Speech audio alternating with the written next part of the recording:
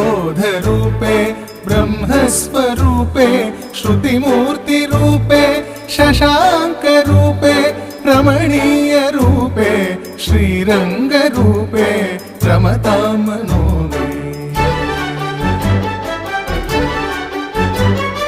कावेरी तीरे करुणाविलोले मन्दारमूले धृतचारुकेले दैत्यान्तकाले अखिललोकलीले श्रीरङ्गलीले रमतां मनो मे।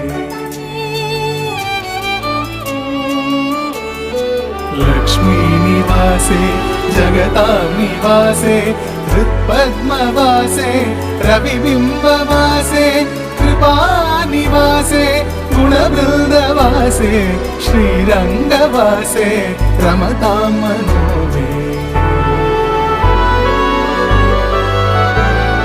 ब्रह्मादिवन्द्ये जगदेकवन्द्ये मुकुन्दवन्द्ये सुरनाथवन्द्ये व्यासादिवन्द्ये सनकादिवन्द्ये श्रीरङ्गवन्द्ये रमतां मनो मे।